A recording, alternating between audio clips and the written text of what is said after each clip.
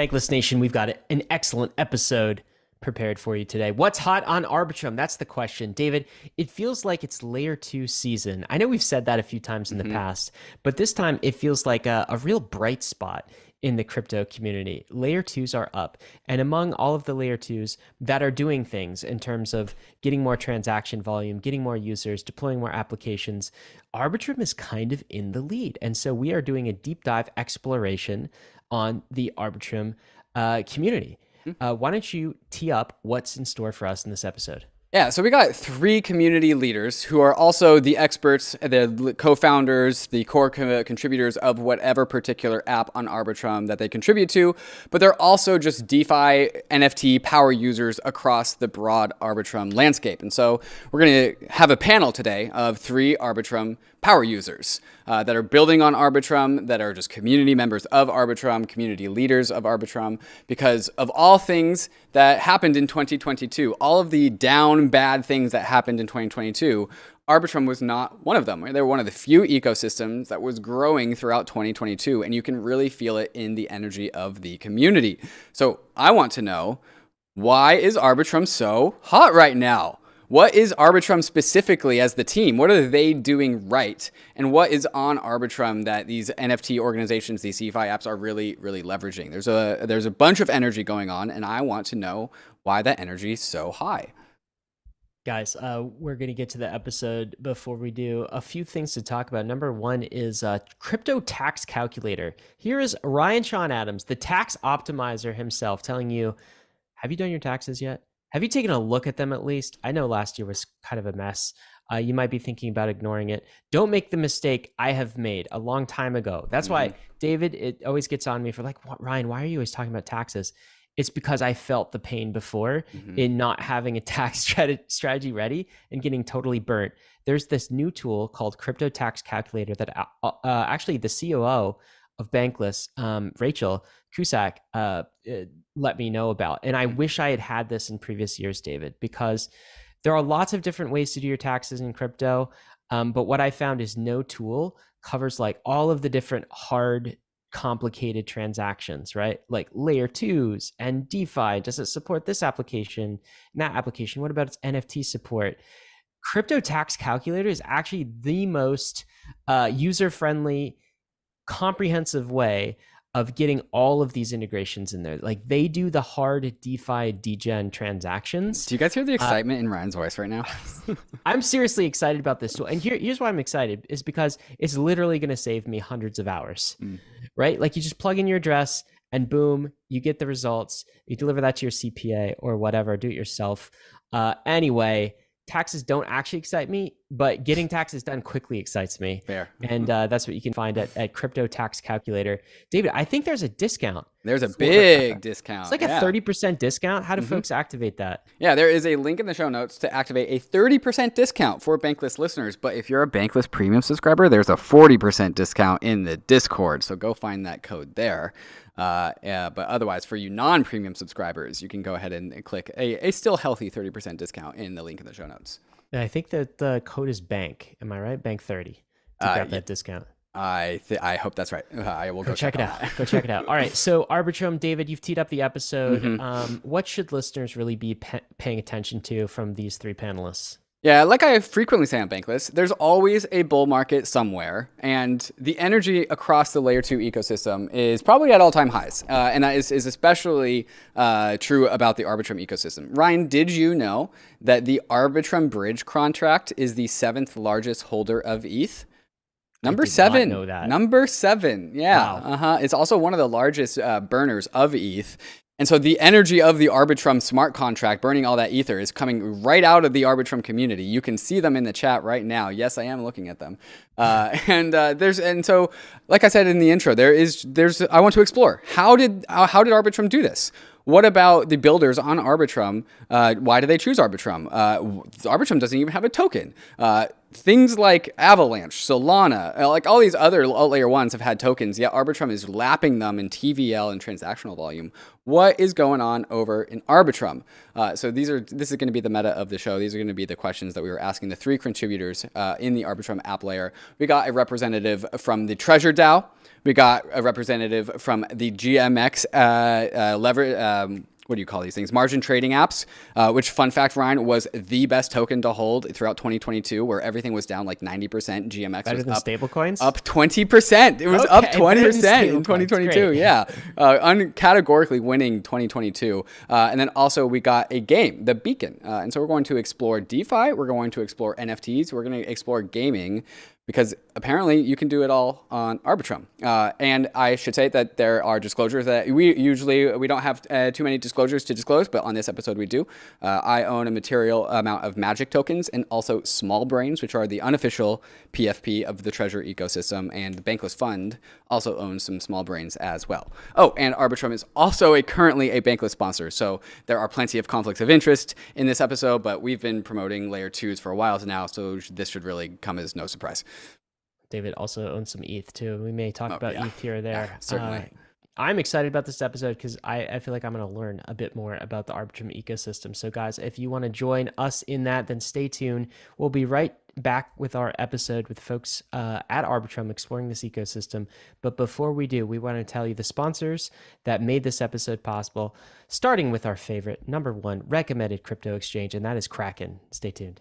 KRAKEN has been a leader in the crypto industry for the last 12 years. Dedicated to accelerating the global adoption of crypto, KRAKEN puts an emphasis on security, transparency, and client support, which is why over 9 million clients have come to love KRAKEN's products. Whether you're a beginner or a pro, the KRAKEN UX is simple, intuitive, and frictionless, making the KRAKEN app a great place for all to get involved and learn about crypto. For those with experience, the redesigned KRAKEN Pro app and web experience is completely customizable to your trading needs, integrating key trading features into one seamless interface. KRAKEN has a 24/7, 365 client support team that is globally recognized. KRAKEN support is available wherever, whenever you need them, by phone, chat, or email. And for all of you NFTers out there, the brand new KRAKEN NFT beta platform gives you the best NFT trading experience possible. Rarity rankings, no gas fees, and the ability to buy an NFT straight with cash. Does your crypto exchange prioritize its customers the way that KRAKEN does? And if not, sign up with KRAKEN at kraken.com/bankless. How many total airdrops have you gotten? This last bull market had a ton of them. Did you get them all? Maybe you missed one. So here's what you should do. Go to EARNIFI and plug in your Ethereum wallet, and EARNIFI will tell you if you have any unclaimed airdrops that you can get. And it also does POAPs and mintable NFTs. Any kind of money that your wallet can claim, EARNIFI will tell you about it. And you should probably do it now, because some airdrops expire. And if you sign up for EARNIFI, they'll email you anytime one of your wallets has a new airdrop for it, to make sure that you never lose an airdrop ever again. You can also upgrade to EARNIFI Premium to unlock access to airdrops that are beyond the basics, and are able to set reminders for more wallets. And for just under $21 a month, it probably pays for itself with just one airdrop. So plug in your wallets at EARNIFI and see what you get. That's EARNI.FI. And make sure you never lose another airdrop. All you, David. Ladies and gentlemen, welcome to the State of the Nation, where the State of the Nation is hot, because that is exactly what Arbitrum is. In the top right corner, we got Karel. Karel is the COO and co-founder of Treasure DAO. Karel, welcome to the show. So happy to be here. Thanks for having us. In the bottom left corner of your screen, we got Diego. Diego is over at the Beacon, which is a game, I believe, inside of the Treasure ecosystem. We're going to ask about how that works. Diego, welcome to the show. Absolutely. Hey guys, happy to be here. I'm the CEO and co-founder of the Beacon. And then also in the bottom right corner, we got CoinFlip Canada, the only anon on the stream. This is why we've got his little profile picture over the Zoom chat. CoinFlip, welcome to the show. Thanks for having me here, David. Longtime fan of the show. Cheers. Well, it's been a while since we've had a panel up on Bankless, which is why I'm juggling both the stream and also the questions. But I think this is gonna be pretty fun, guys, because this is exactly what these protocol systems are supposed to do: bring people together in the app layer to allow for some interoperability and also some lively, healthy growth. That's what we're looking to talk about here. And so I want to start with this question: what exactly is Arbitrum doing right? Because the Arbitrum ecosystem is one of the hottest things in Ethereum, but not just in Ethereum, in all of crypto. Like I said in the intro, in 2022,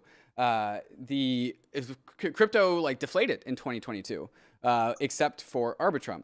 And so I want to know why that is true. Karel, I'll throw this first question to you. And from your perspective, what's going right in the world of Arbitrum? I'd say a ton of things. I mean, we're coming into this from the vantage point of, gaming and NFTs, of course. But, I think for us, like we came into Arbitrum, late kind of 2021, kind of shortly after they launched. So we were fairly early into everything. And, I think the major theme and just kind of working not only with Arbitrum, but also everyone else here is that like this is a super collaborative and like, largely kind of community driven sort of effort.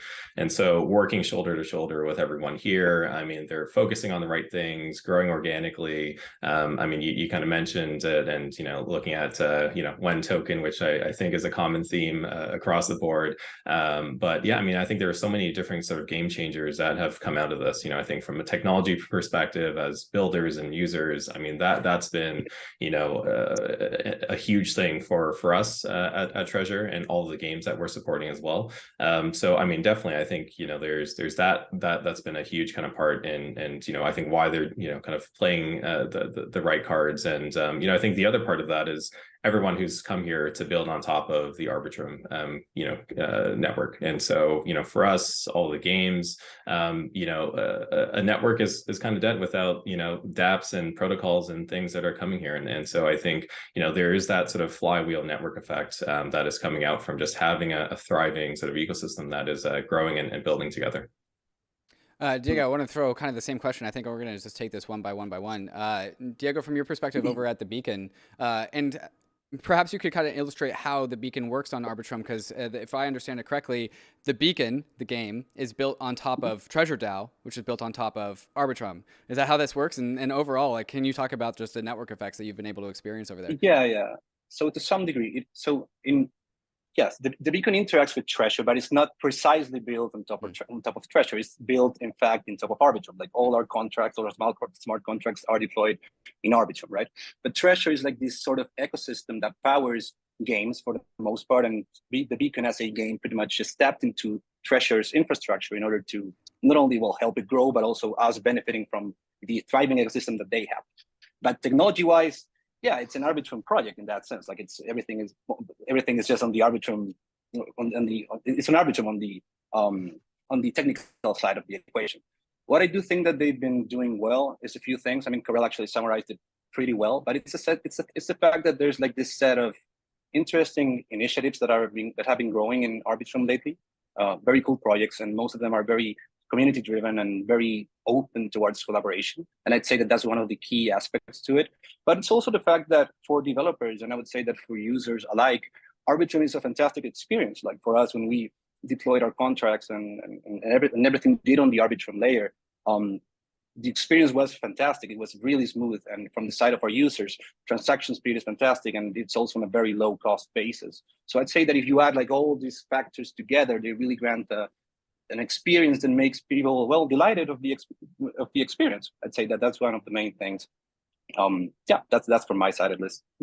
And of course, Karel and Diego are part of the NFT gaming ecosystem side of Arbitrum, but the DeFi part of Arbitrum is just as hot. And so I'm going to turn now to CoinFlip Canada out of the GMX ecosystem. So CoinFlip, talk to us about DeFi on Arbitrum. I think that's kind of where Arbitrum really started, is starting with DeFi apps. NFTs and Treasure DAO came not too shortly afterwards, but Arbitrum really got started with its roots in DeFi.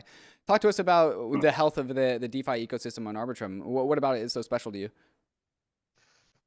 Well, in many ways, I mean, and without making it sound too grand, for me at this point, Arbitrum DeFi is Ethereum DeFi. It's just become the natural home where the applications, the dApps, the collaborations that you want to do are possible in the environment that Arbitrum has built. Safe, secure, secured by Ethereum, which I think has been such a fundamental part of its success. The fact that so many people have, been willing to come over, bring their assets over to Arbitrum. You said the number 7 wallet in all Ethereum is the Arbitrum Bridge. It just shows that the comfort level with remaining, closely aligned within the Ethereum ecosystem has been just such a boon. But it's also been that, and again, I was probably involved in DeFi in the early days, but I wasn't involved, let's say, in Ethereum in the early days. And you talk to a lot of people, and they say that we have that sense that it's a small community still. It's not a community it's really a community where people are building. The conversation is around product. People are looking at how innovation actually applies, how it works together, how there is product market fit. I mean, I think it's it's really interesting that it sort of runs at a pace that is very, what's the right way to put it? In crypto, nothing is human, but at a very human pace where people are actually trying to figure out how they do sequential pieces. They're not rushing to deploy things that don't work and see what happens. I don't know. There's just a real sense of sensibility over there. And CoinFlip, like I said in the intro, GMX is one of the few applications that ended up green on the year in terms of the token price, but also trading volumes. And I also butchered the description. I believe perhaps the correct description of what GMX is a derivatives exchange. But for people that never have interacted with GMX before, or maybe derivatives exchange isn't the right name, and can you just explain a little bit more about the DeFi app, what it is and what does it do and what you can do on it? Yeah, so GMX is a Oracle-based perpetuals and spot exchange that's on Arbitrum and Avalanche. It basically works by aggregating the best off-chain data from large centralized exchanges and in time decentralized exchanges as their volumes grow to help create a deep liquid on-chain market. And we've really been able to try to create an environment where people have confidence that they're getting transparent pricing. Everything that happens is still executed on chain. You're able to verify what the market price was, what you were executed at, what you were liquidated at using Chainlink oracles. It's really just helped to try to bring, I think, a SEX-like experience over into the on-chain experience, but most interestingly, doing so without external market makers or other participants, but instead relying on one of the great DeFi innovations, which is a liquidity pool. A sex-like experience, and of course you mean centralized exchange-like experience. Of course, the YouTube comments have already caught up on that. Maybe not that good, but it is pretty good. Try GMX out and then tell me.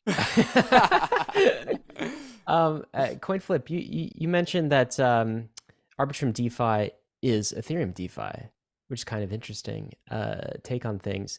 I'm curious from all of our panelists, maybe starting with you again, CoinFlip, and we'll work the other direction. How would you describe Arbitrum Culture? How is it the same? How is it different than Ethereum Culture?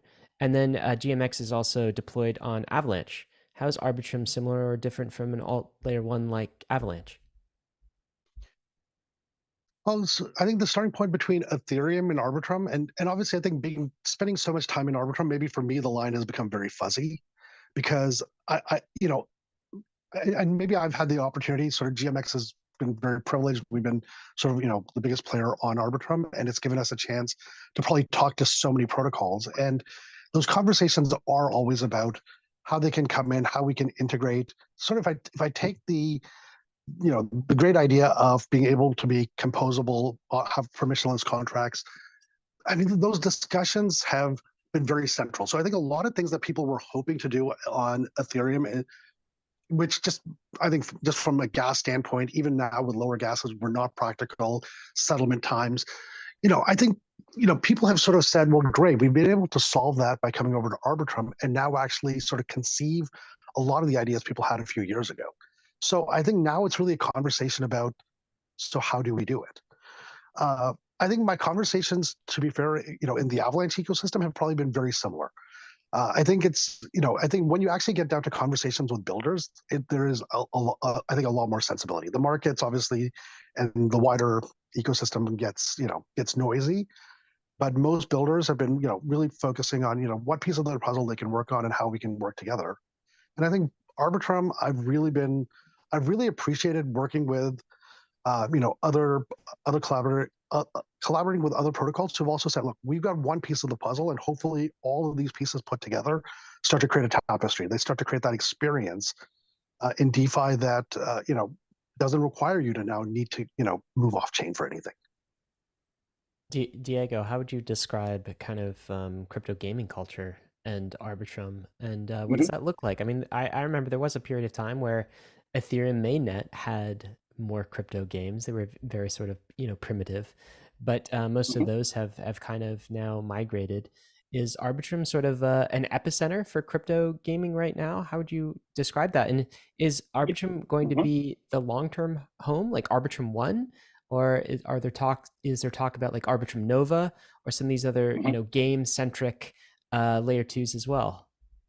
mhm. So it seems to be that Arbitrum is like the epicenter of L2 gaming, at least.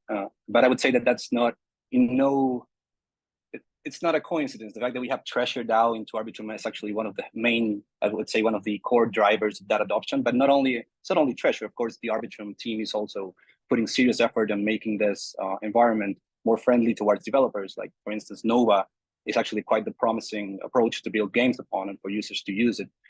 To me, it's the fact that it would seem to be, and this is just my personal opinion, that currently the community in Arbitrum, at least in relation to games and perhaps like other projects as well, is more cohesive. It's like more united than what you would find, let's say, on the other chains. Maybe on, for instance, if you compare the Arbitrum community with the AVEX community, it would seem to be, to me at least, but maybe I could be biased because I'm building here, right? That it's more cohesive, more driven, more welcoming. At the same time, it's like maybe because it's also the fact that Arbitrum is, let's say, I wouldn't say the new kid on the block, but it's like fairly newer to some degree, and maybe like all these cool initiatives have been being built upon it, that it also brings the hype in, like people are actually quite enthusiastic about the future of Arbitrum. And the fact that it's also tied to Ethereum makes it to be perceived as a more secure bet, right? It's like you're building games, we're having games and everything, but it's also tied to Ethereum. So that sort of things add up. To me, the main feeling I derive from this is that the community is more united. And I will give the ball to Karel in this one, is that it seems to me that a good portion of that is also due to the fact that Treasure DAO has been pushing this sort of ethos forward as well. So it's like it's hard to distinguish one from the other to some degree. This is very tied together. But yeah, Karel, if So you want to add to that, yeah, I Corral, don't it want to put sounds you in like trouble, by the way. it sounds like Treasure is a main reason for the gaming ecosystem really taking off on Arbitrum in the way it has. So can you describe kind of the gaming culture and yeah, why do you think Treasure and Arbitrum are becoming the nexus for layer two gaming, as Diego says? Yeah, absolutely. Thanks for the alley-oop, Diego. So I mean, I think the Arbitrum gaming and NFT culture, I mean, it's largely treasure culture as well. And I think because of that, and I'll give some background maybe on Treasure really quickly. I'll kind of speed run through it, but I mean, we're effectively building what we like to call the decentralized Nintendo. So a crypto native game publisher that is leveraging Web3 to its fullest extent. So breaking down walled gardens, transforming how game publishing is done in a bottom-up and community-driven manner. And all of this is tied together through interoperability, shared resources, magic as our token.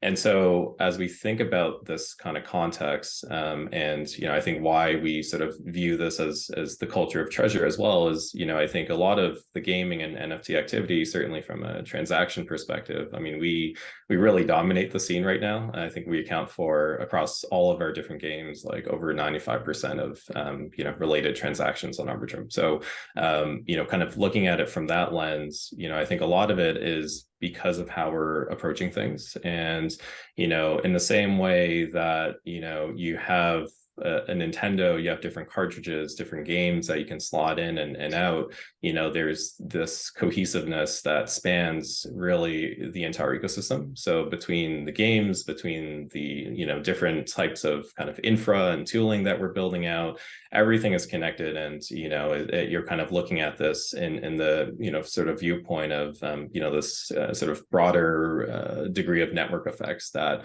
really kind of drive both players and builders into this epicenter that is kind of forming. It's a very, I think, deep contrast to some of the other sort of L2s networks out there, where in a lot of ways any games that are kind of building there, for the most part anyway, we haven't necessarily seen a kind of treasure-like community form quite yet.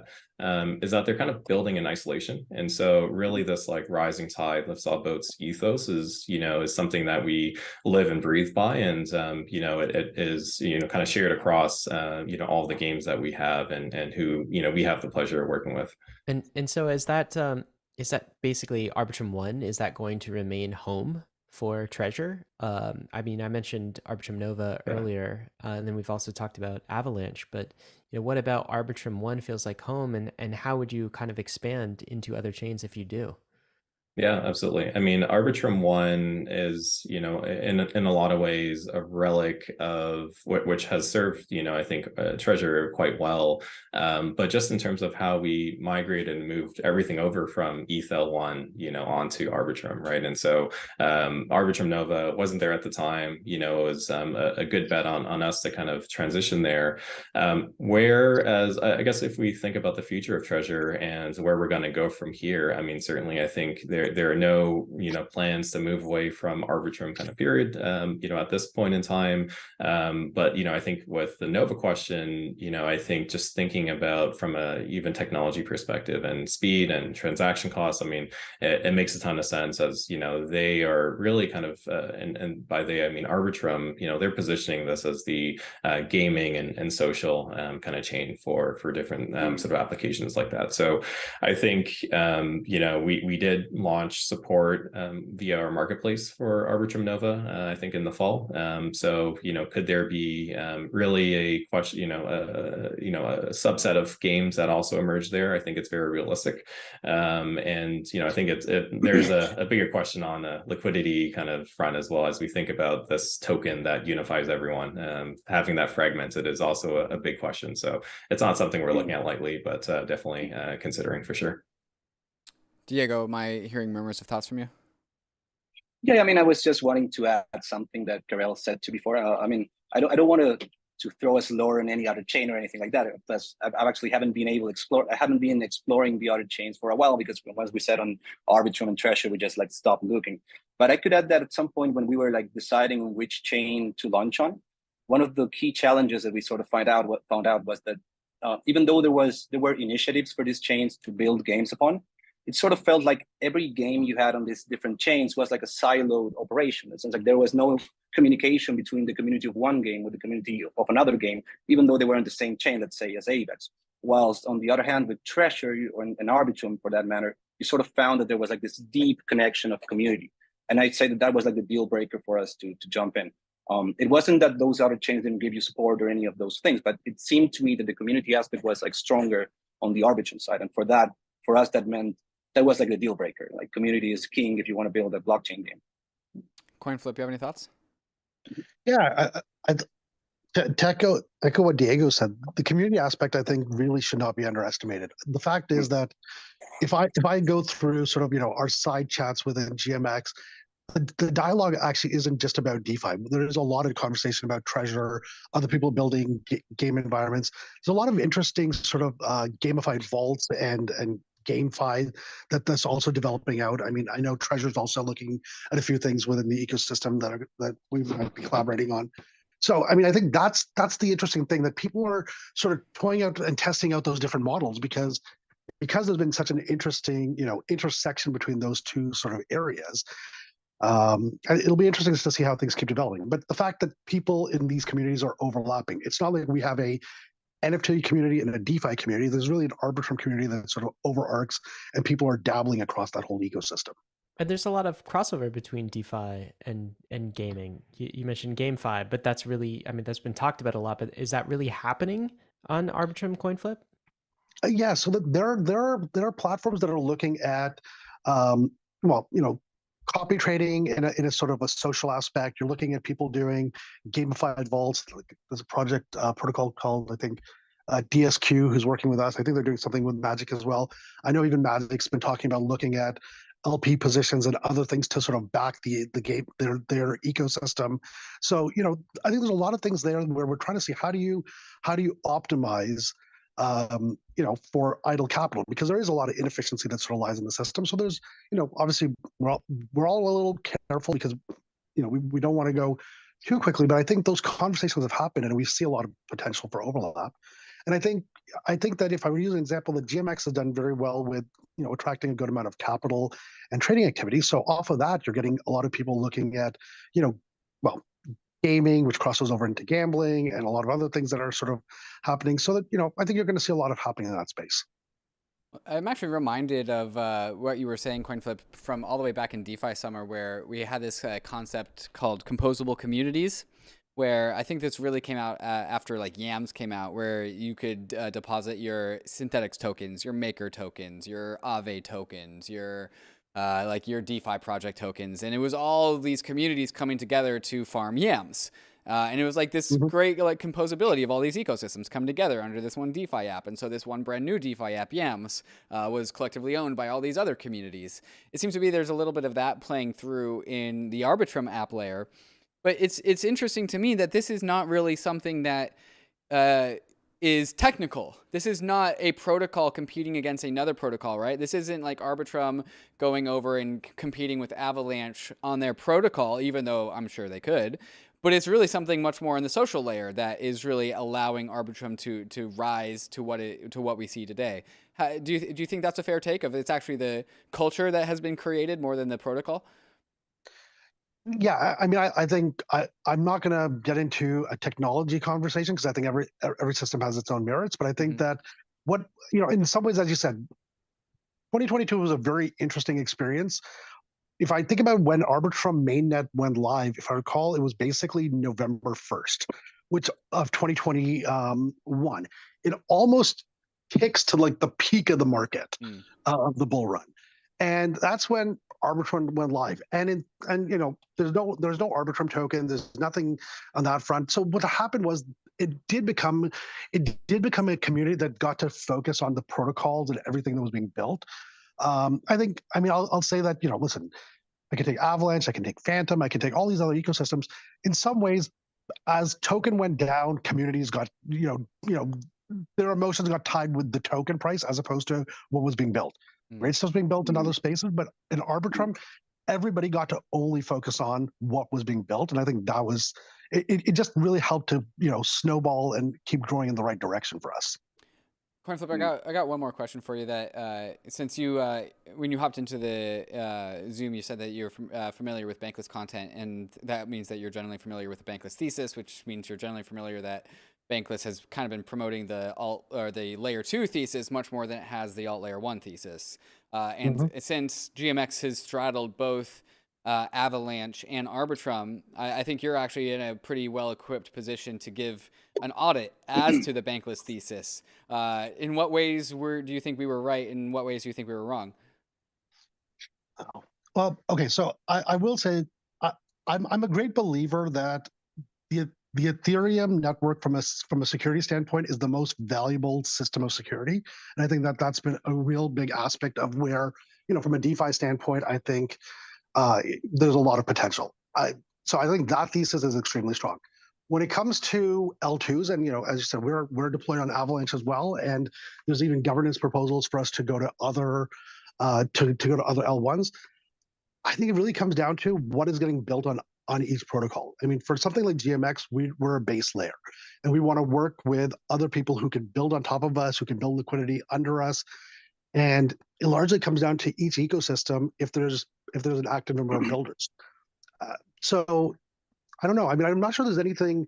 I think the thesis is sound. I mean, I think that Ethereum will continue to snowball and grow, and for any alt L1 to stand up, they will have to differentiate themselves. I'm not sure if that's in DeFi, if that's in gaming or whatever area, but there's a. I mean, I don't know, I'm not black holes out there, I think, but there's a center of gravity around Ethereum and then the L2s that's very strong. What's so exciting to me about this whole conversation is how much, David, this feels like we are exploring new lands, and kind of like settling. We've called layer 2 the kind of the new frontier. It's moved from Ethereum mainnet into the new frontier. And what we're seeing in Arbitrum is entirely different kind of ecosystem of players and important applications in the stack. So like Treasure being incredibly important, GMX being incredibly important, this whole gaming ecosystem, that is so much different than kind of the cast of applications and important ecosystem participants on mainnet. And you might have assumed like a sterile world of, yeah, all of the big DeFi apps and all of the big kind of apps on mainnet will just replicate across all the layer twos. We're not seeing that at all. It's almost like our analogy of Ethereum is kind of like a nation of states. Every state being kind of a different blockchain. It's like, and some of these things are almost like cities. So when we look at Arbitrum and compare that to Optimism, it's almost like looking at the difference between like New York and San Francisco. These are entirely different cities with different networks and different ecosystem participants. And sure, there's some crossover, but they're all united under this one kind of, I guess, settlement assurance of a nation state. Anyway, that's very striking to me. And it's also very, very exciting, because what it means is there is a whole new world of opportunity for builders to make their mark in new chains. And in addition to like kind of lower gas fees being a place for innovation to sort of thrive, we have these new ecosystem participants that can try something different. And I think we'll get a lot of variety that way. Is that what you're seeing, or like am I off here? Or because I know you've explored L2s a little bit more deeply than I have. And this is a question for you, actually, David. This is for me. Oh, yeah. yeah. This is absolutely what I'm saying. And so, like, yeah, there's the different cultures in different cities, but also free transportation, free access across each one, right? So, like, you can walk. I mean, you can't really, but in theory, you could walk from San Francisco to New York, right? There's nothing stopping you from doing that, and that's what it feels like layer 2 bridges. But what you do find in these different layer 2s is different cultures. And it's easier to compose inside of cities than it does across cities. So that's kind of what I'm seeing there. CoinFlip, I got one last question for you about specifically GMX before we turn the conversation into the more NFT and gaming ecosystems. How are other DeFi protocols on Arbitrum hooked into GMX? Because we all know that DeFi is what it is because of composability. What's the current state of composability on the Arbitrum layer 2?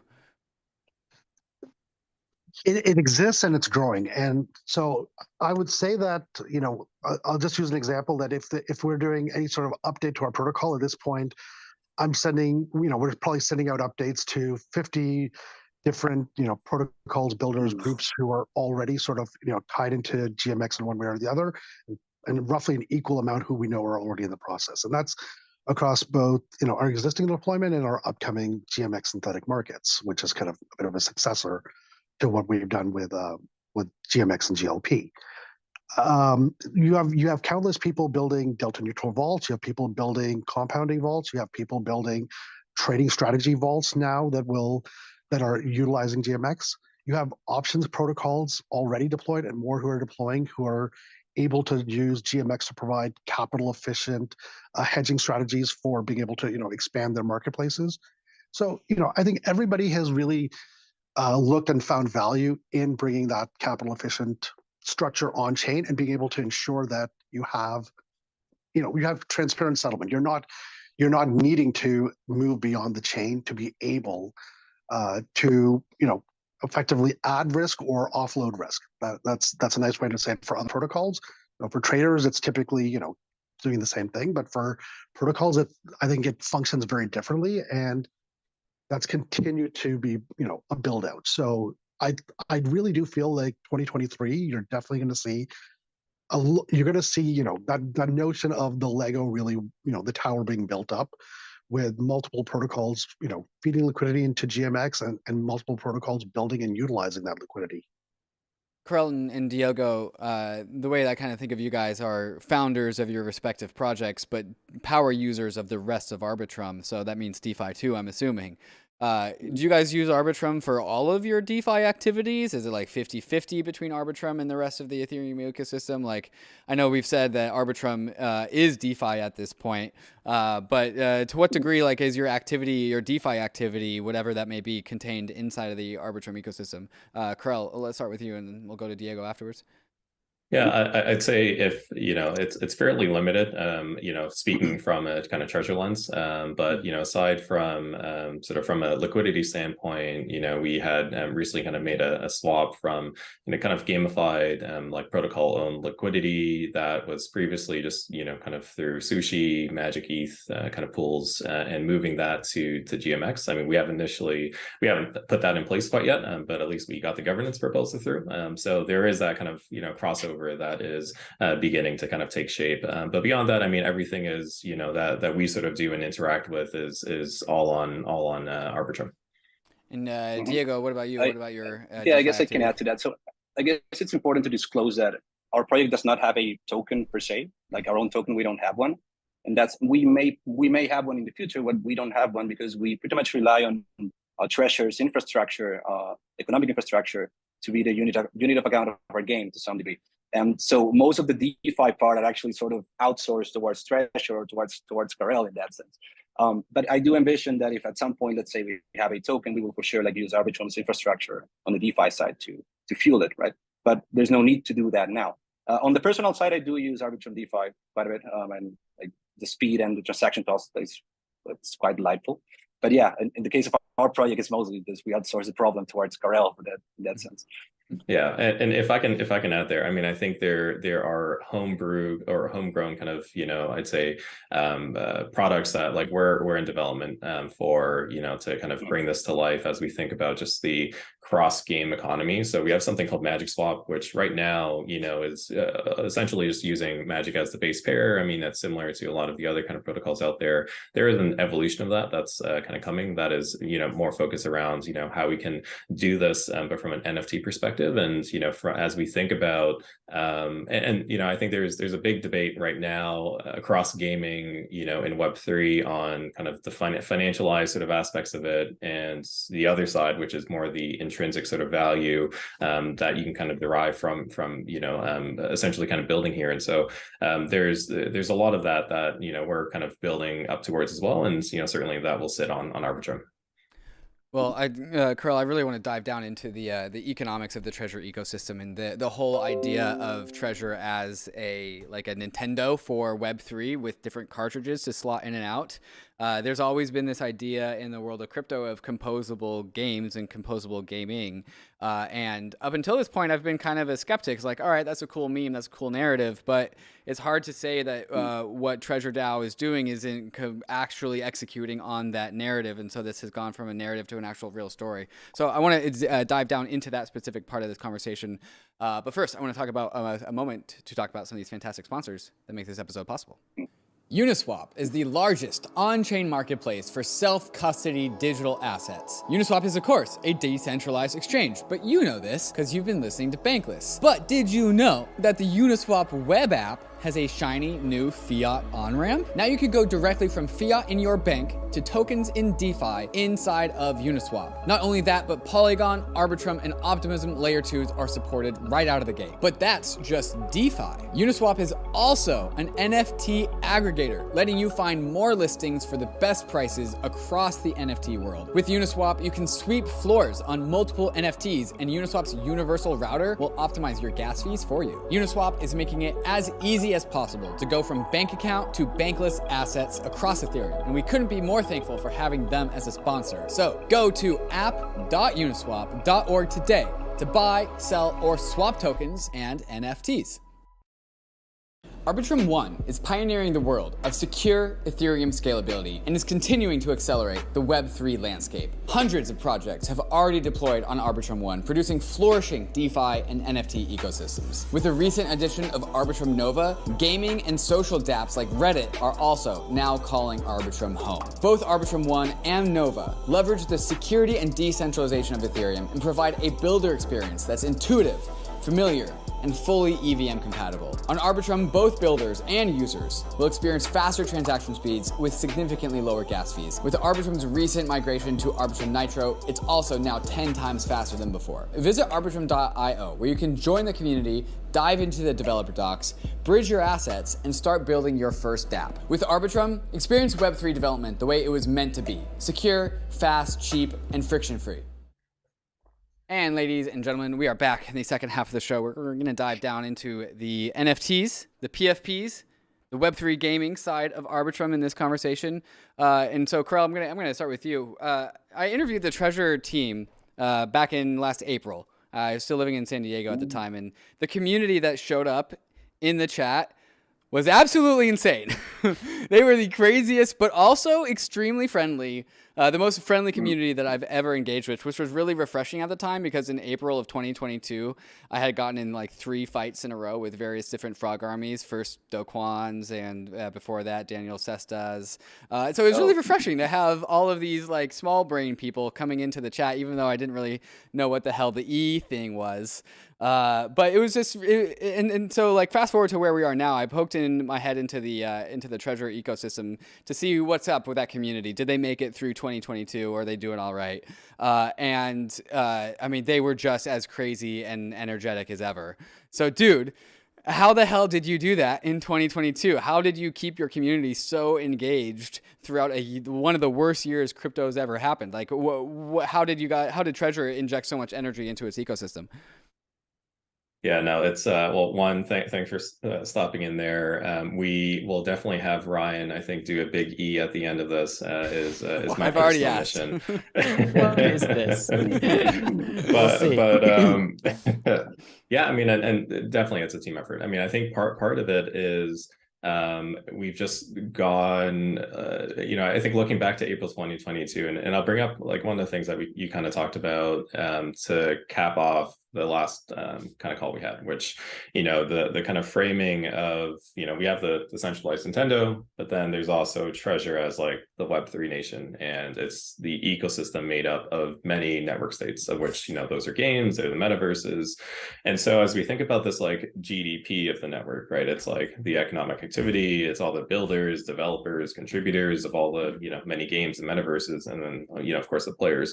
I think that has, there's just something special about gaming, which in a lot of ways is anti-fragile to, everything we're sort of doing. And certainly I think with the pace of the, just macro and market overall, where, people are kind of, sticky because they're here for the content and the games. And of course, like there's been a big change in wave from kind of early 2022 P to E, that sort of era has I think very much sort of changed the landscape of gaming and how we kind of approach things. And so I think there's that sort of natural just path as the Treasure ecosystem at large matured. We brought more games, a lot of them also matured as well, and they went from what was much more kind of simple sort of game mechanics and game loops into something that's a lot more immersive, that's fun, and it is really kind of going through that evolution. You have games like the Beacon coming out, and I think a lot of these I think changes and just us maturing as an ecosystem, the players kind of sticking around because they're just having fun and being part of the community. I think there is also just a provenance of I think being kind of early and being part of this and kind of contributing in meaningful ways. And I think there's a cultural sort of aspect to it as well, the social kind of moat that I think can sort of emerge from that. And you spending time in the small brains community, and we in a lot of ways view them as kind of the blue chips, and and kind of the punks plus bake plus whatever you want to kind of compare them to, but in its kind of unique way. And we like to call them the Mario of Treasure. And so I think there's a lot of that it has this emotional kind of connection. But really, I mean, at the end of the day, it's I think there are just things to do here, and it leads to I think people kind of sticking around and contributing or playing, and we're hoping to have a lot more of that. Yeah, it was definitely something I learned throughout this last bull market, is that like the attention game is really where it's at in crypto, and gaming has this edge over most other things in that like there are things to do. So there's always a reason to deposit your attention into a game. We've talked about the narrative of like Treasure as like the Nintendo of Web3 and what that means. I did not understand that meme when I first heard it, so I think we need to take some time to explain it. Karel, can you kind of explain this vision? What does this mean to be the Nintendo of Web3, and how do game cartridges fit into this whole thing? Yeah, absolutely. So, when we think about, just game publishing and, kind of the Nintendo, I mean, that's one really good analogy. There's also the Valve and the Steam and the Half-Life, which is also another one that you could probably use as well. But really thinking about this from like, breaking down these walled gardens, which, I think is kind of looking at this in a brand new way that, previously probably wouldn't have been possible in Web2 or was not, feasible from a business perspective.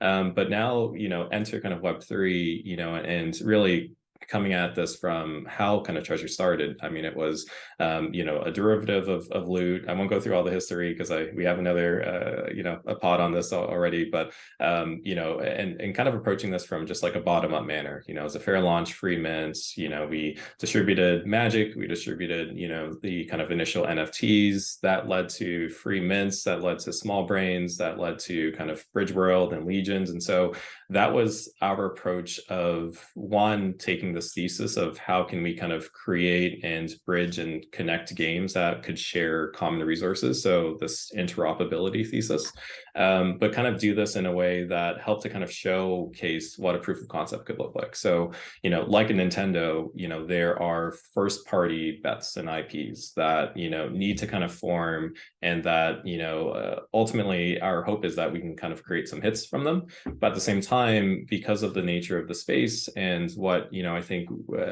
Magic sort of unlocked for a lot of people was the ability for other builders and other games to come into Treasure. And, again, it's permissionless. Anyone can pick it up and do whatever they want with it. But that said, it needs to kind of be done in a way that the DAO can formally kind of accept and bring in, one, folks who are kind of well aligned with Treasure and Magic and really what we're trying to accomplish, and, kind of build together. And so this, enabled this sort of like bottom up, manner of building that, maybe the Nintendo of, kind of Web2 probably wouldn't be able to kind of tackle it. And so we're doing this as, and my aspiration is that we no longer have to refer to this moniker of the decentralized Nintendo in a few years, and we just call it Treasure. Certainly. And I'll say my first initial reaction to that was, that's a great narrative. All like Web3 gaming platforms want to have this interoperability, this, just come build your game on Treasure. But then my initial like skeptical, I was optimistic that we could do this. Somebody could hopefully do this. But my initial reaction was like, well, why would you just build your game on Treasure when you could just build your game independently and not be subjected to the economics of Treasure? And so this is what I was really waiting for after doing the interview back in April, and then I come back in June. I was like, oh, that's actually playing out. Somehow they've managed their coordination incentives to actually encourage people to build on Treasure rather than defect and go out and build on their own. And one of those games I think is the Beacon. So Diogo, I want to turn to you. Is like, what resources did the Treasure ecosystem have to offer you and what you were building, and why did you decide to build alongside Treasure instead of just forking off and building your own ecosystem? Sure. I mean, there's quite a few. I'd say that one of the things that I wanted to mention that I don't really know precisely how Treasure achieved this culture that they have, like this kind of thing. I really don't know how you recreate that. I think that's impossible. And when we actually found out about this community, we were like, what is up with these guys? Like, who are these people? Like, how are they all like so well coordinated and so sharing like the same, I don't know, like ethos to some degree? And we quickly found, sorry. That was quick. So we quickly realized that we found this community that had the interest that we were looking for, which is people that are interested in the crypto space, but also highly interested and invested in the gaming side of things. Much like we were, like we're all gamers, we love the crypto space, but we found out that this community had like those two interests like very at heart, and they had built a community that was not only fun but very contagious, right? So we quickly realized like, hey, whatever is it that this guy's built is actually quite unique, quite hard to replicate, and we don't really want to replicate it. I think that this was like the audience that we were to some degree like looking for, right? But besides like the community side, which is actually quite the big one if you're building a game, I'd say that's the hardest part, is the fact that Treasure also offers a set of, let's say, an infrastructure that is very hard to build on your own. Let's say one of the main reasons why most projects in GameFi fail is because they develop tokenomics that don't really make economic sense, or they sort of orient the game design towards a token, and usually they fail on that, right?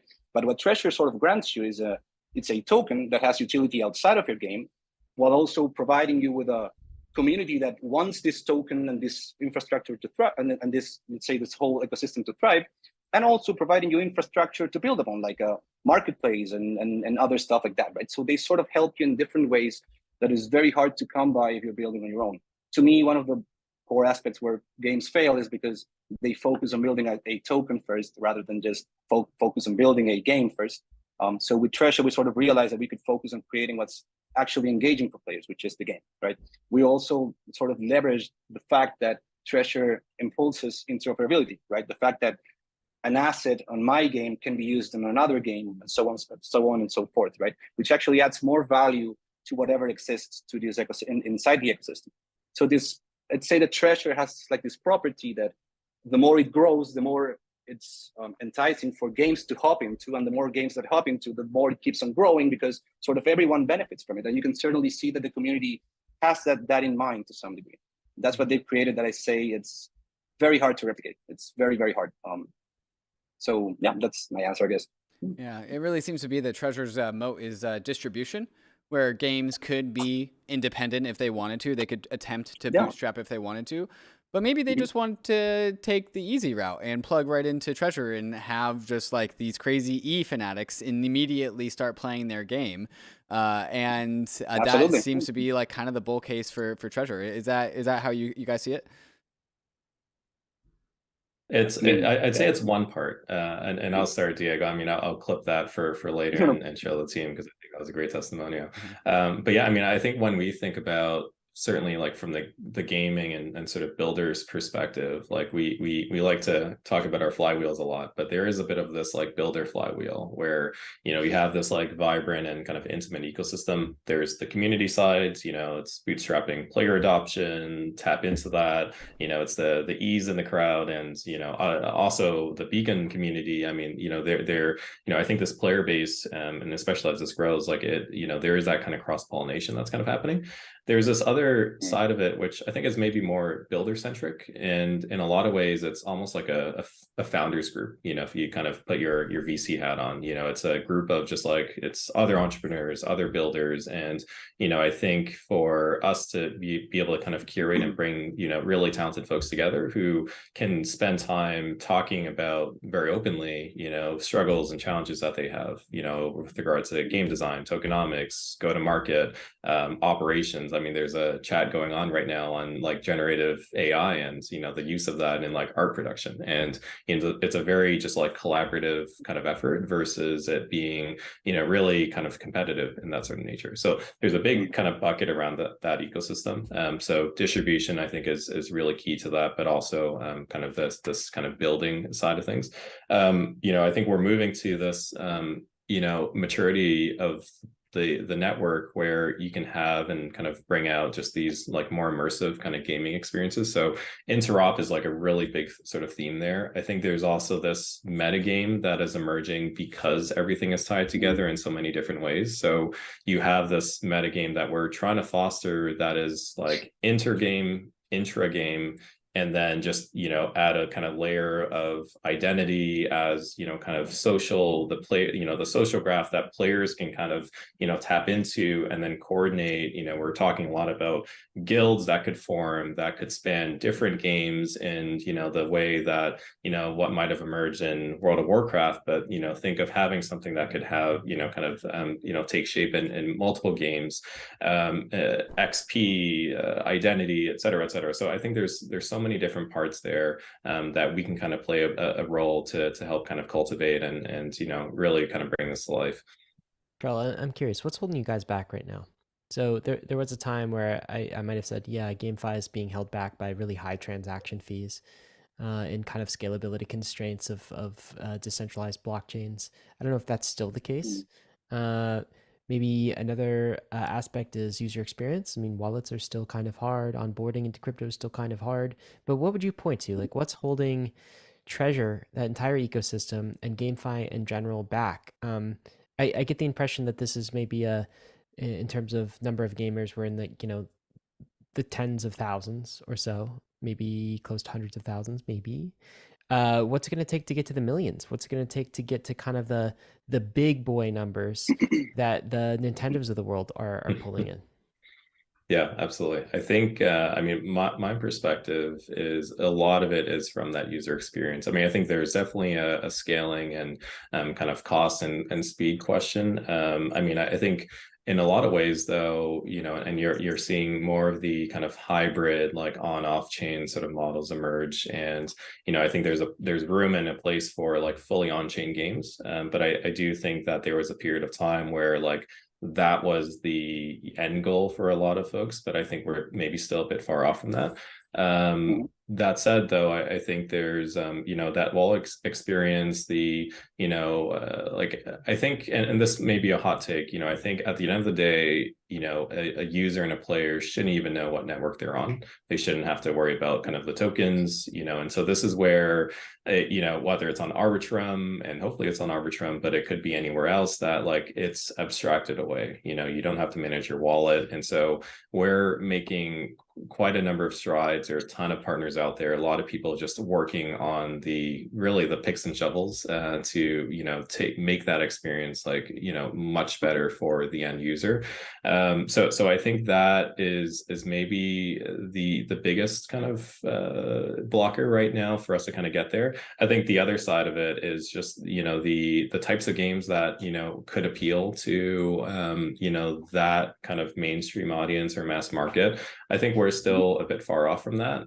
But, you know, I think, you know, like there's a number of them that are, you know, which I would point to with the Beacon being like one that I think has like, you know, the ability to really kind of capture that, you know, that sort of audience. And, you know, I think we had, like, you know, come from a stage where like there was a ton of games that weren't free to play. You know, you had to buy and mint an NFT in order to participate, and it cost, you know, quite a bit for you to kind of enter and you know, play. So I think, you know, there's just a bit of a shift in terms of how games and how builders are approaching it. But I'd love to hear Diego's perspective. Yeah, absolutely. I mean, there's plenty to touch in there.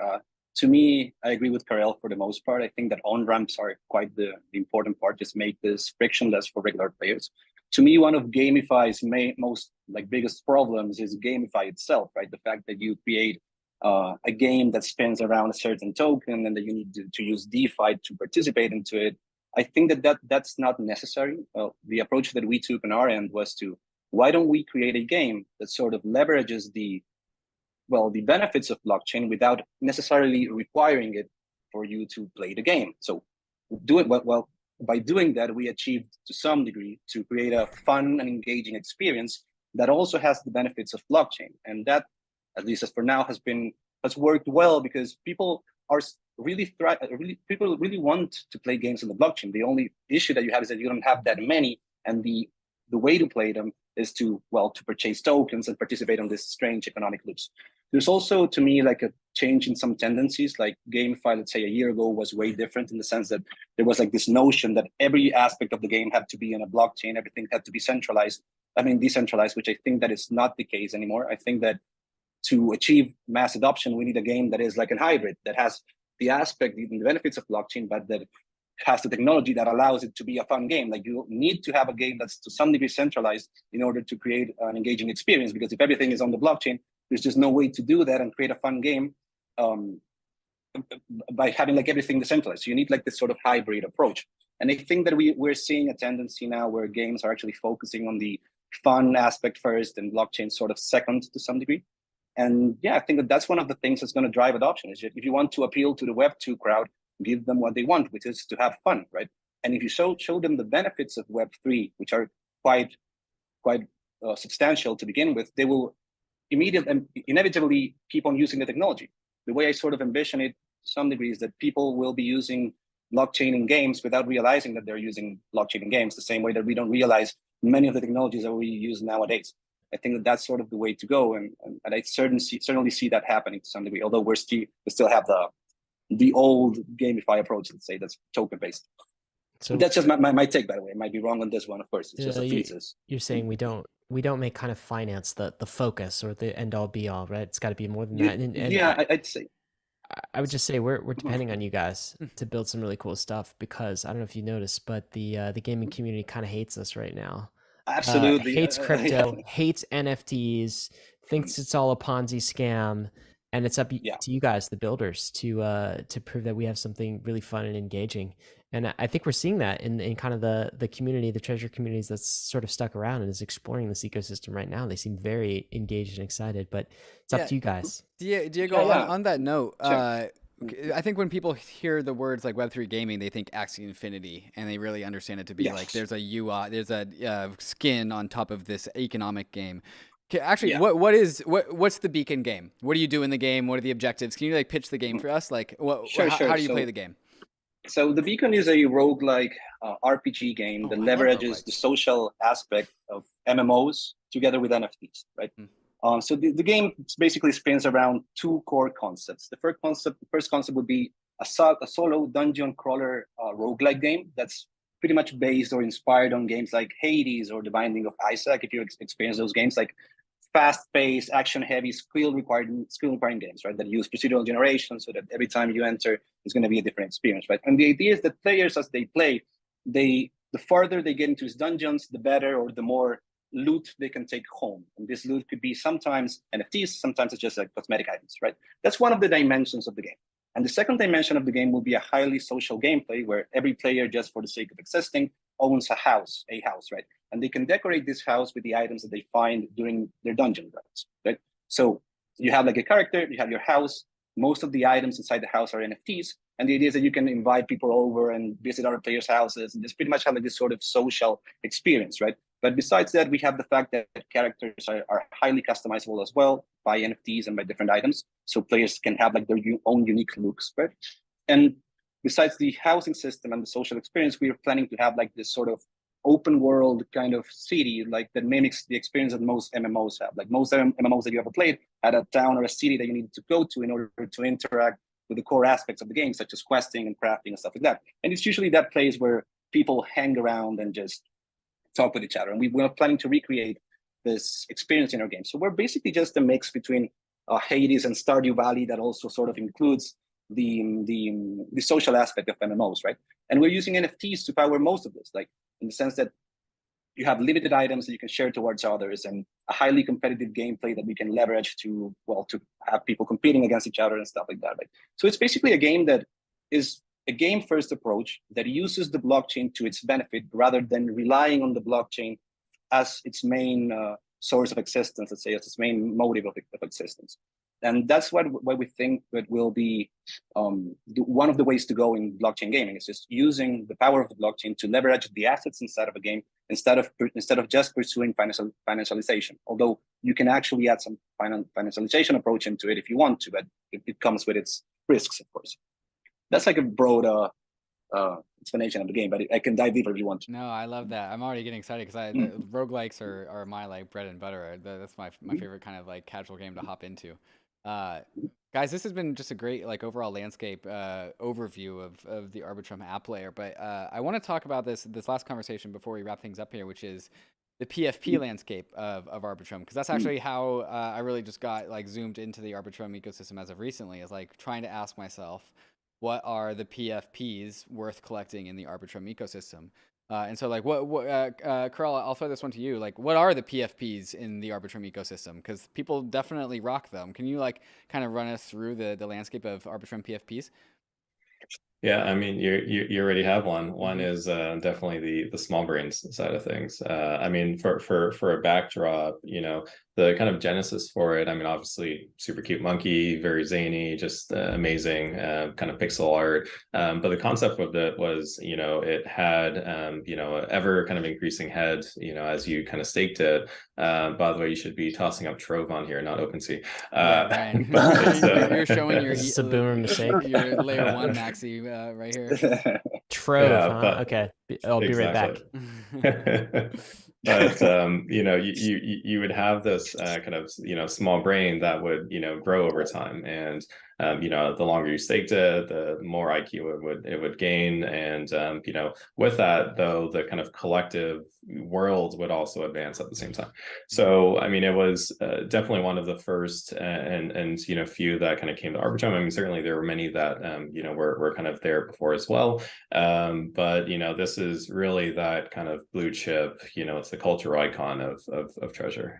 Is it a blue I mean, chip? How do we know that that's a fair statement to make? Is it the blue chip of Arbitrum? I mean, I guess so. So look at it from maybe like a kind of, there's the price angle, but I think from a cultural relevance as well, just in terms of, you know, kind of where it stood, overall sort of volume. I don't know what that translates to in terms of hard numbers, but it's on quite a bit. But certainly I think, you know, but the hope is that there are going to be many more. So, you know, we just announced another kind of, and I mean, there's certainly the Beacon, you know, I see a lot of people representing their Beacon characters on Twitter and Discord and all that as well. We just announced a partnership with a game called KRAKEN before the holidays, which is effectively a Pokemon of kind of Web3. And so they're building an ecosystem, and you know, they'll have you know, a PFP collection as well, which you know, super excited for. Maybe I'll bump it to CoinFlip, because I know that they also have one in the GMX community as well. Bill, thanks for that shout out. Yeah, no, GBCs or the GMX Blueberry Club, which I guess depending on if I'm talking or not, you might see on the screen. Yeah, it's on the screen. Was a real fun part of our community. It's actually, well, again, we are very much, you know, a DeFi protocol, but you know, early last year, as you know, the bear was setting in and people wanted to really focus on, you know, how they were appreciating and enjoying the community. Actually, a few community members came together and created DBC, which has, you know, has also grown, and you know, you'll find it all over Twitter, and it's a great way for people to show their support for the protocol. But it's created this interesting community because we kind of, in a very different way, I remember being part of the dialogue, it was that we just wanted to show a happy, friendly place. And that was kind of our thing of Arbitrum and GMX and everybody coming into our community. So, you know, GBCs are happy. They sort of, you know, again, I think it became a very nice way for people to just show their loyalty, respect, however you want to term it, for this community that was being built out. And I think everybody's very proud of that. And I think that's what's one of the great things with PFPs. It doesn't need to be, you know, it doesn't always need to be about signaling, you know, status and anything else. It's just about being part of a community. I'm loving the synergies here between DeFi, which is of course what GMX is, and NFT PFPs, which means it's just kind of showing the case that, like, it doesn't matter if you're a DeFi app, you can also have a PFP NFT as well. And I do appreciate the happy-go-lucky like vibes of this collection. And also, if you had told me in 2017 that I would be having a podcast where we talk about blueberry profile pictures, I would have thought that crypto went off into some weird niche territory. But turns out this is actually how we scale this out to the masses. It's interestingly enough, like one of the most uniting aspects of the whole technology. Is like people really just put the PFPs of the projects that they like, and they sort of identify with them, and that's, yeah, I mean, it's big. Yep, we're all looking for our tribe. Absolutely. Yeah. Well, guys, this has been a fantastic exploration, and I know none of you guys are the actual Arbitrum team, but I have to raise the topic of the question of the token. You guys know anything about the token? Because they are not telling me anything. You guys got any alpha? What token? The Arbitrum token. Never. I wish I did. I wish I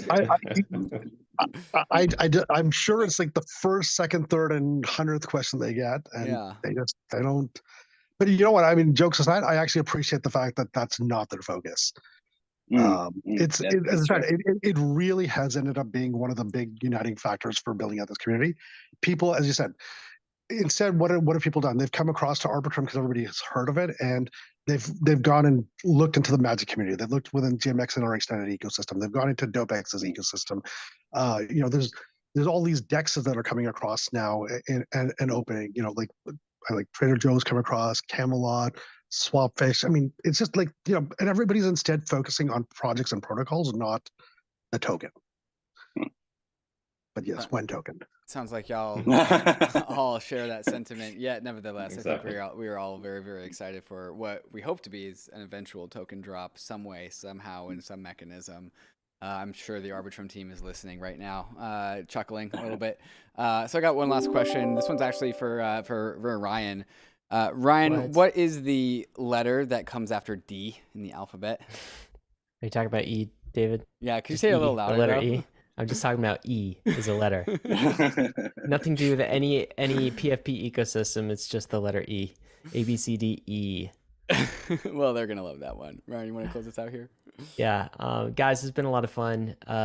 Look, thanks for making crypto fun again and weird again. I feel like we got sidetracked in 2022, but the Arbitrum community is really delivering some cool stuff. So want to thank all of our panelists for this. Appreciate you, and a message to the Bankless Nation. It's a bear market, but it's time to explore. This is kind of the most fulfilling time I think you can be on your crypto journey, because there's a lot less noise. There's a lot more builders. The communities are much cooler. There's much more signal and less noise. So go check out the Treasury ecosystem today. We'll have a link in the show notes. You can just Google it. You can figure this out. Also, go play Beacon, the game. It sounds really cool. Dungeon crawler mixed with crypto economics. Very cool. Go check out GMX as well. We'll also include in the show notes a link to some of our Arbitrum guides that we've published on the Bankless newsletter, so you can get started with this. But most of the tools you're familiar with on Ethereum and other places in the ecosystem will work here. So, but I think that the first point of alpha I say is on Treasure, use Trove, not OpenSea. That is one of the first things that I learned. There you go. I just learned that now. Yeah. So guys, we're all leveling up together. Risks and disclaimers, of course. Got to let you know that Arbitrum is risky. So is all of crypto. DeFi is as well. You could definitely lose what you put in, but we are headed west towards the frontier. It's not for everyone. We're glad you're with us on the Bankless journey. Thanks a lot.